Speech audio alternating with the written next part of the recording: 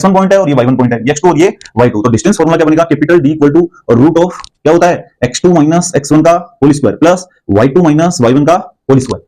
ठीक है, distance formula क्या बन गया, root of x2 minus x1 का whole square plus y2 minus y1 का होल स्क्वायर। क्योंकि अपन x2 कोऑर्डिनेट से और x1 की डिस्टेंस या फिर x1 कोऑर्डिनेट से x2 की डिस्टेंस जब माइनस करेंगे तभी अपने पास में क्या आएगी, a टू b तक की डिस्टेंस आएगी। ऐसे ही अपन क्या करेंगे, y2 से y1 तक की डिस्टेंस क्या करेंगे, माइनस करेंगे। और होल स्क्वायर ये रिप्रेजेंट कर रहा है कि कभी भी डिस्टेंस होती है वो क्या नहीं होती है, नेगेटिव नहीं होती है। तो होल स्क्वायर क्योंकि नेगेटिव आएगा तो होल स्क्वायर उसे क्या बना देगा, पॉजिटिव बना देगा, धनात्मक बना देगा। समझ गए क्या, कभी भी डिस्टेंस दूरी होती है वो कभी भी ऋणात्मक नहीं होती है, नेगेटिव नहीं होती है, इसलिए यहाँ पे क्या है, स्क्वायर है। तो ये फॉर्मूला है। ऐसे ही इसी पे बेस अपन एक क्वेश्चन ले लेते हैं। मान लो ए पॉइंट आपके पास में कोई दे रखा है 2,5, ठीक है, बी पॉइंट कोई दे रखा है आपके पास में 3,1, ठीक है। ये ए और बी कोऑर्डिनेट दे रखे हैं, इनको ज्वाइन करवा दिया मैंने, ठीक है। ए और बी पॉइंट को क्या करवा दिया, ज्वाइन। अब आपको क्या करना है, ए टू बी तक की डिस्टेंस फाइंड करनी है। क्या फाइंड करनी है, डिस्टेंस ए टू बी तक की। तो कैसे फाइंड करेंगे, डिस्टेंस फॉर्मूला है अपने पास में। इस कोऑर्डिनेट को अपन x1, y1 नाम दे रहे हैं, इसको x2, y2 नाम दे रहे हैं, ठीक है ना। अब डिस्टेंस कैसे फाइंड करेंगे, डिस्टेंस ऑफ कहां से कहां तक, ए टू बी तक की क्या होगी, फॉर्मूला है अपने पास में x2 माइनस x1 का होल स्क्वायर।